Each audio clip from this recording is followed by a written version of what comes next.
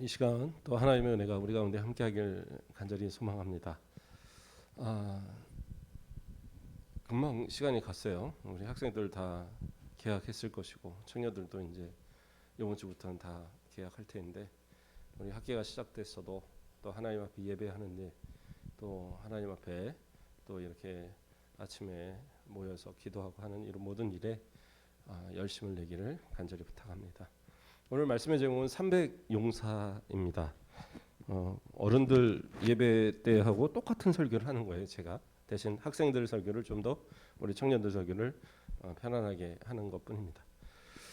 자, 이 300용사에 대한 배경은 사사기 시대입니다. 예, 사사기 시대는 뭐냐면 아직 이스라엘에 왕이 없을 때예요. 왕이. 그럼 이스라엘은 왕이 없는데 어떻게 운영이 되었느냐? 이스라엘의 왕은 하나님이세요. 보이지 않는 하나님. 그래서 하나님께서 말씀하시고 주신 율법도 있잖아요. 법이 있고 다스리는 하나님이 계시고, 그리고 이스라엘의 각 지파의 여러 지도자들이 있고 제사장들이 있고 선지자들이 있고, 그러므로 이스라엘은 운영되는 데 있어서 큰 어려움이 없어요. 사실상으로. 그런데 무엇이 문제냐? 하나님께서 함께 하시고 하나님께서 그들과 함께 하실 때는 전혀 문제가 없는데, 그들이 하나님을 저버렸을 때, 그들이 하나님을 떠나고 그들이 하나님을 떠나 우상을 섬기고 또 세상을 의지할 때, 그때 이제 문제가 생기는 거예요. 왜요? 하나님께서 더 이상 보호하지 않으시고 하나님께서 더 이상 지키지 않으시기 때문에 그들은 어떻게 해요? 그냥 길가에 내놓은 그런 어린 아이, 또는 그 광야에 홀로 있는 이런 어린 양처럼 아무런 도움을 얻을 수 있는 그런 길이 없게 되는 겁니다. 이스라엘 백성들이 가나안에 처음 들어갈 때는 누구의 인도를 따라 들어갔습니까? 여호수아의 인도를 따라 들어갔어요. 그리고 그 이전에 모세가 가나안 직전까지 이끌었었어요. 근데 모세도 여호수아도 하나님을 통해서 그 마지막까지 부탁한 게 뭐냐?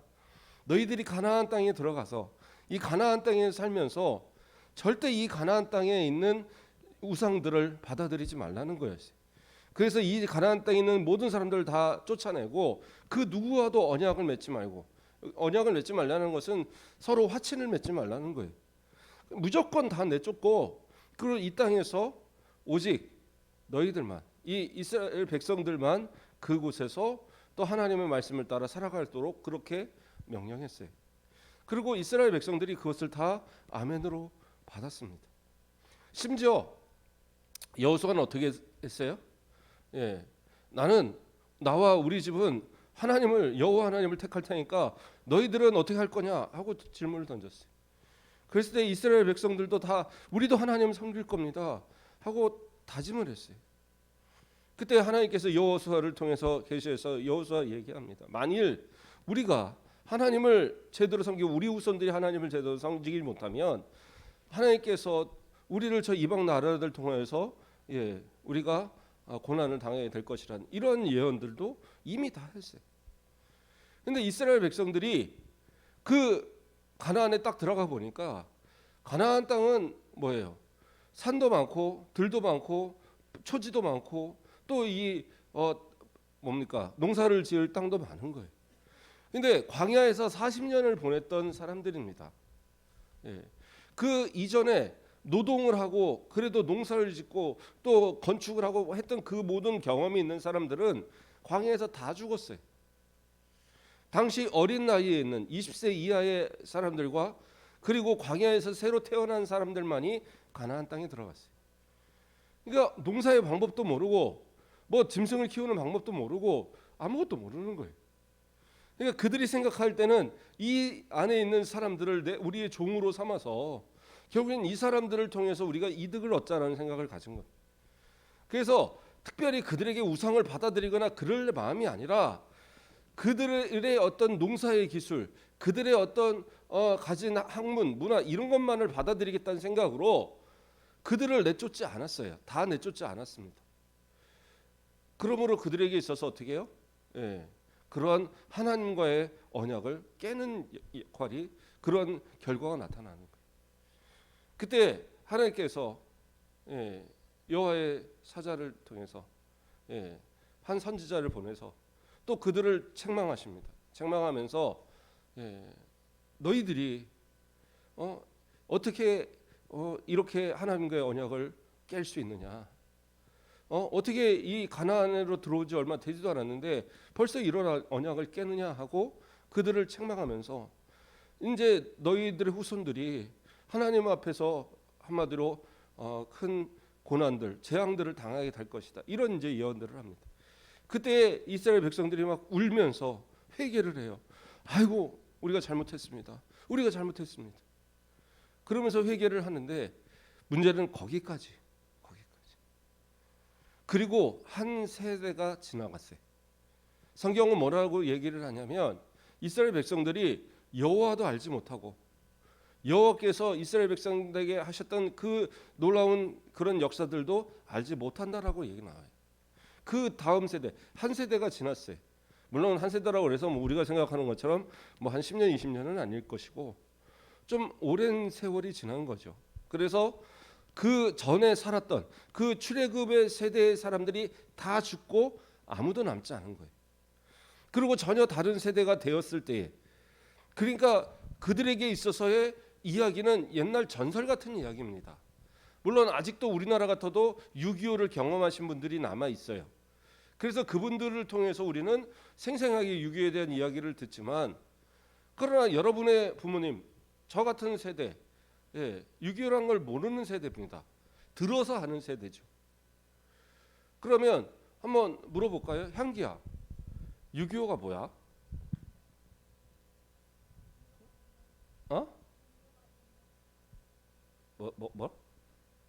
6.25 있는 게 있는 거야? 북한이 이렇게 전쟁한 거잖아요. 전쟁이 일어난 거잖아요. 그죠? 그거 얘기한 것 같아요. 내가 지금 못 알아들어갖고. 그래서 여러분들은 책을 통해서 배워요. 그런데 여러분이 배울 수 있는 데는 한계가 있어요. 일본 같은 나라는 어떻게 해요? 자신들이 일제 다른 나라들을 침략하고, 우리나라를 일제 강점기 때 우리나라들 이렇게 침략해서 막 하고, 뭐 위안부라든가 또는 강제 노동이라든가 뭐 이런 것들, 그리고 많은 사람들을 징병해서 나가서 전쟁에 죽게 하고, 이런 많은 것들을 하지만 그것을 어떻게 해요? 역사책에서 점점 없애버려요.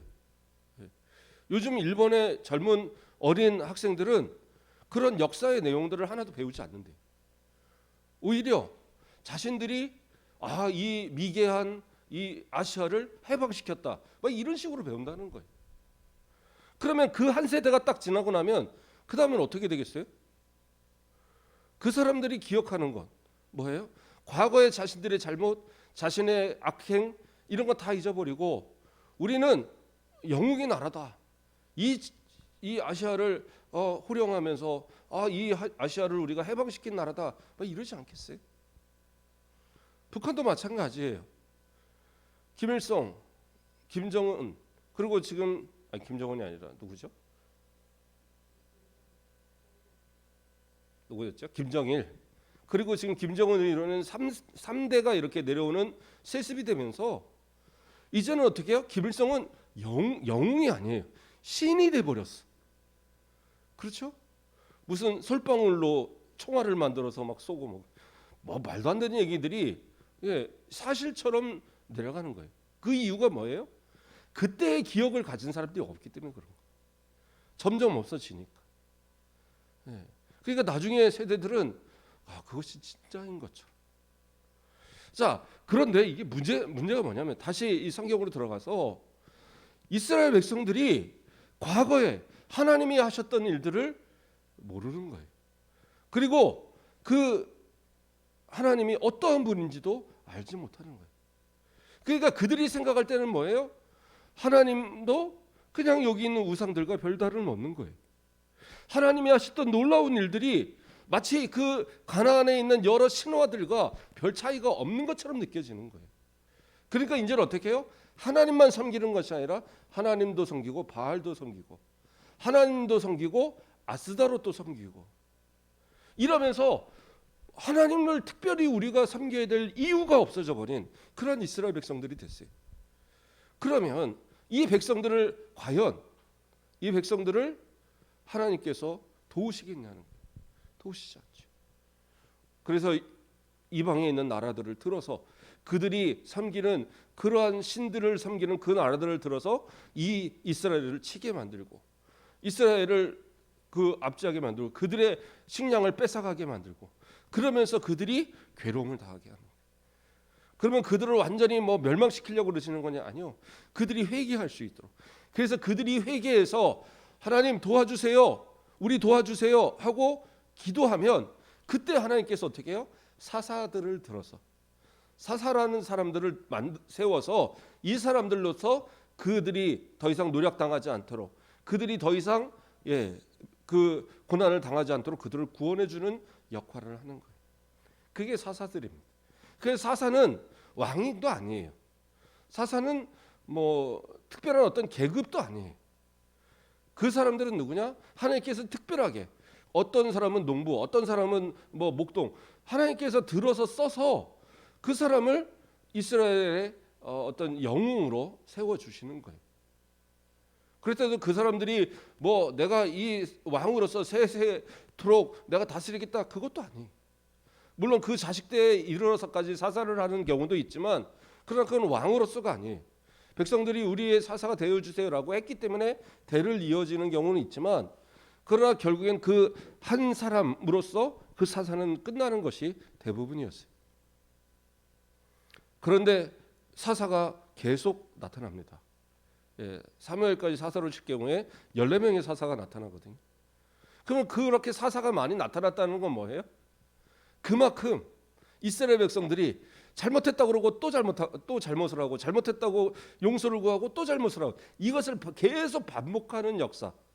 그러니까 사사기는 우리가 생각할 때는 그 뭐 기드온, 삼손, 뭐 드보라 아주 뭐 대단한 인물들을 우리는 생각을 하지만 그러나 사사기의 역사는 뭐냐? 이스라엘이 하나님 앞에 반역한 역사예요.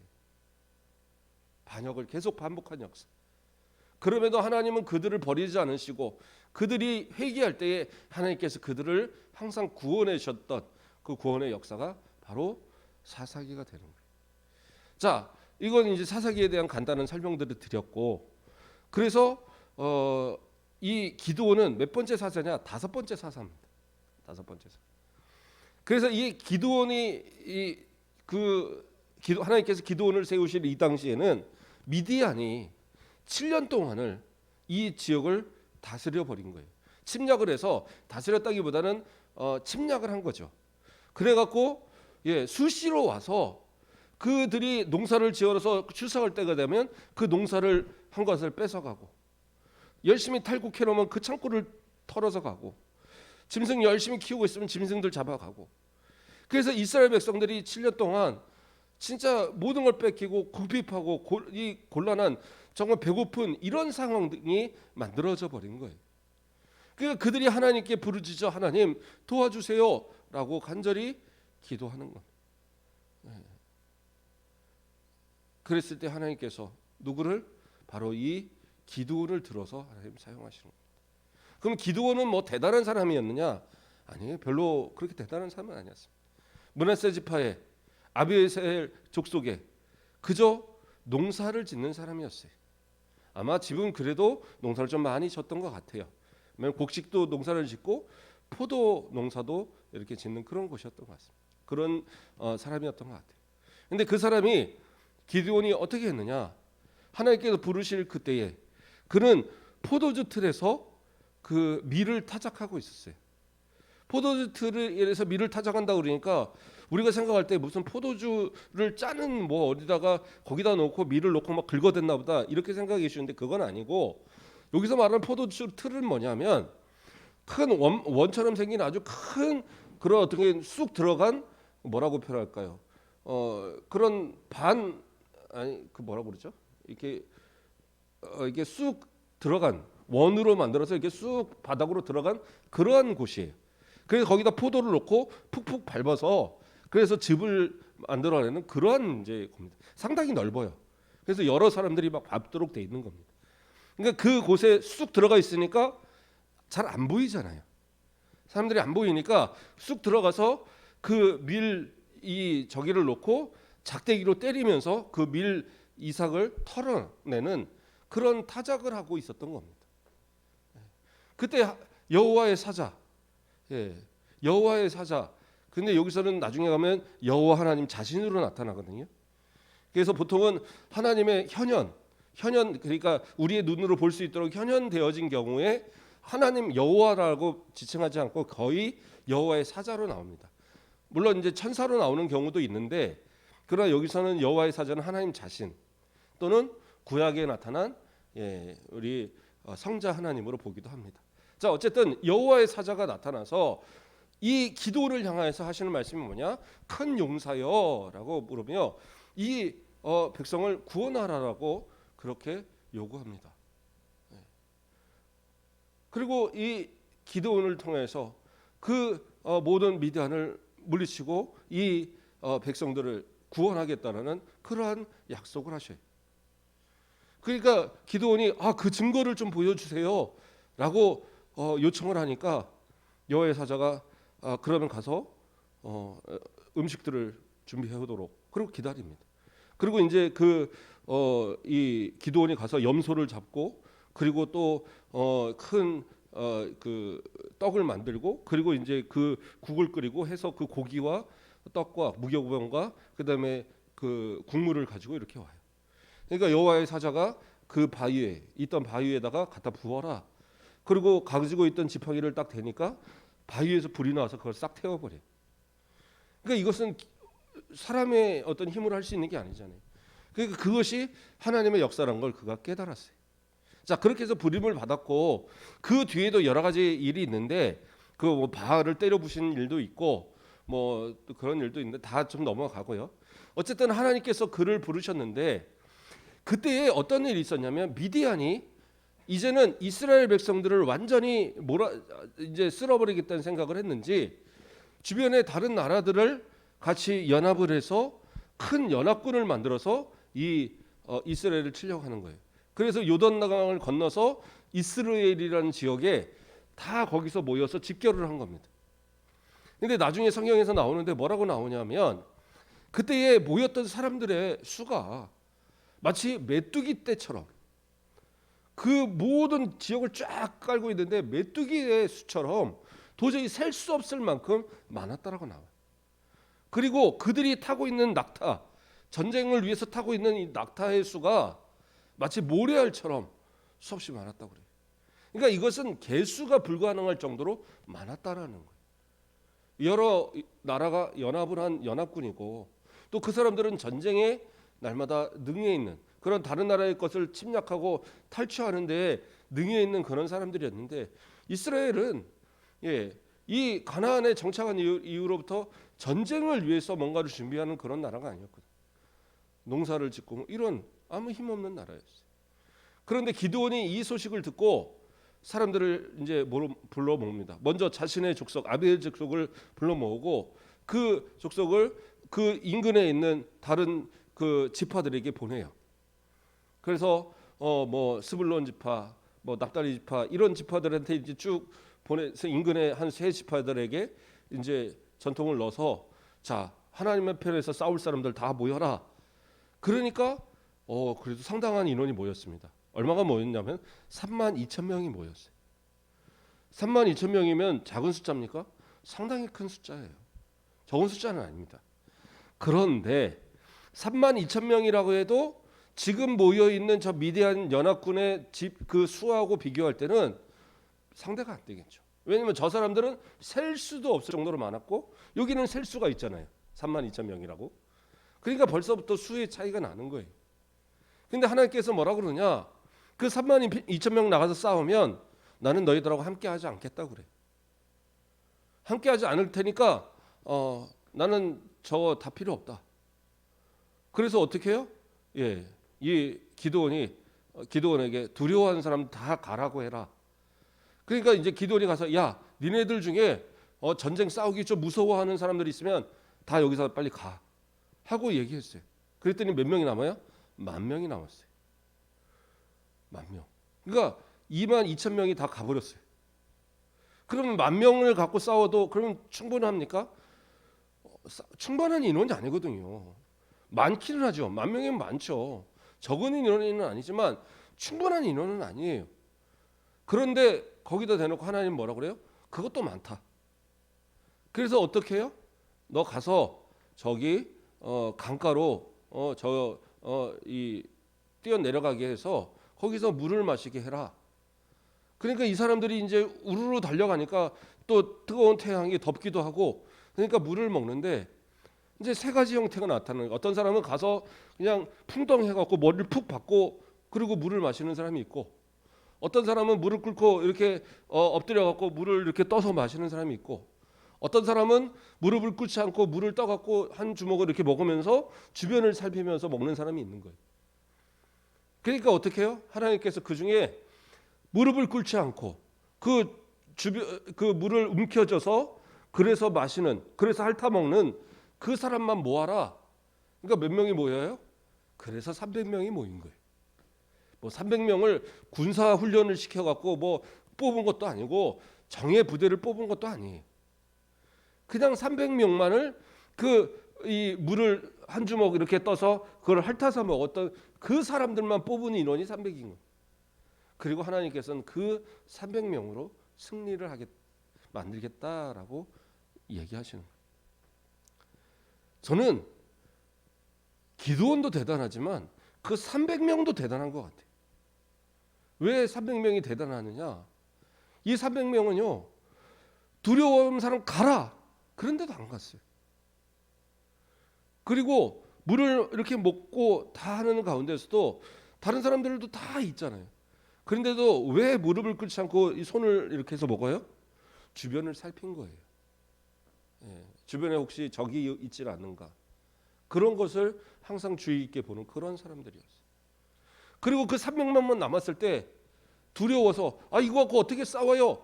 아무도 그것을 반문하거나 그 기드온을 향하여서 우리는 싸울 수 없다라고 말했던 사람이 아무도 없어요. 그때부터 이 300명은 일사불란하게 기드온의 말에 따라서 순종을 합니다. 물론 그 사이에 또 이야기가 있지만 그것도 넘어가고요. 그래서 이 기드온이 이제 이 300명을 데리고 가서 싸우는데 300명 가운데 300명한테 주어진 게 뭐냐면 항아리, 횃불, 그리고 나팔. 물론 칼은 찾겠죠. 근데 자 갖고 있는 게 뭐냐? 항아리에다가 밤에 항아리에다 횃불을 이렇게 숨겨요. 그리고 가서 어떻게 하느냐? 횃불을 들고 이렇게 숨겨 있다가 기드온이 그리고 기드온과 함께한 선봉대가 나팔을 불면 너희는 항아리를 깨부시고 횃불을 들어서 자 여호와를 위하여 싸우라, 기드온을 위하여 싸우라 이렇게 이제 외치면서 싸우라는 거예요. 아니 그렇게 소리만 외치라는 거예요. 그러니까 어떻게 해요? 그걸 그대로 순종을 합니다. 생각을 해보세요. 전쟁을 하는데 전략을 짜서 가서 뭔가 이렇게 급습을 하든지 300명 정도 되면 몰래 잠입을 해서 그냥 이렇게 군데군데 잠입을 해서 거기 대장들을 가서 목을 따버리든지 뭔가 이런 이제 전략을 짜야 되는데 그게 아니에요. 그냥 그 언덕 꼭대기에 올라가서 그 모인 그 이스라엘 지역에다 모여 있는 그 사람들을 바라보면서 가만히 있다가 나팔 소리가 들리면 거기서 그 항아리를 깨버리고 횃불을 막 흔들면서 그리고 자신들이 가진 나팔을 막 불어대면서 그러면서 큰 소리로 여호와를 위하여 기드온을 위하여 막 외치라는 거예요. 그런데 그것을 이 300명은 그대로 순종을 합니다. 근데 놀라운 역사는 뭐냐? 그 다음에부터 하나님께서 역사를 하시는 거예요. 그러니까 이 연합군들이 이 미디안 연합군들이 놀라서 일어나서는 이거 기습이다. 지금 기습을 당했다. 그리고 막 횃불이 막 보여지고 막 깨지는 소리가 나고 그리고 막 함성 소리가 들리니까 이 사람들이 놀라서 칼을 들고 껌껌하니까 제대로 안 보이니까 자기들끼리 서로 찌르고 해서 사람들이 막 죽는 거예요. 그리고 놀라서 막 도망을 치는 겁니다. 그때에 그 다른 지역의 지파들에 있는 사람들이 이제 다시 동조해서 그 사람들이 가서 또 그 사람들을 치고 나중에는 이제 에브라임 지파가 또 마지막에 합류해서 그들을 전멸을 시키는 그런 이제 이야기가 나오게 됩니다. 자, 그래서 결국에는 이 300명을 통해서 하나님께서는 큰 대승을 거두게 하셨고, 이 미디안이 그 뒤로 이 기드온이 40년 동안 사사의 기간을 하는 동안에 더 이상은 이렇게 쳐들어오지 못하고 다른 이방 나라도 쳐들어오지 못하고 그 40년 동안 이스라엘이 평안한 그러한 나라가 되었어요. 물론 기드온도 이 백성들이 이 기드온이 왕이 되기를 원했습니다. 그래서 당신과 당신의 후손들이 우리를 이렇게 지켜주시고 우리를 다스려 달라. 그러나 그렇게 하지 않았어요.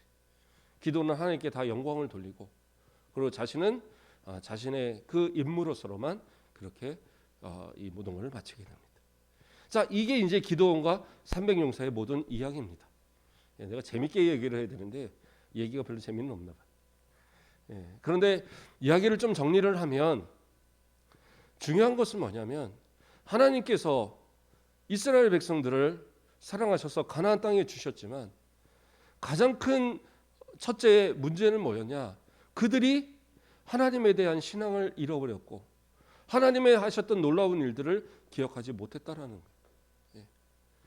여러분들은 물론 내가 처음 하나님을 믿게 되는 그러한 경우도 있겠지만 대부분은 엄마 아빠의 또 할아버지 할머니의 신앙을 이어받은 그런 집안들의 우리 자제들도 많을 거예요. 저만 해도 저희 할아버지 그리고 그 위에 증조 할머니부터 교회를 다니셨다고 그러더라고요. 그러니까 우리 아이들은 벌써 몇 대요? 5대가 되나요?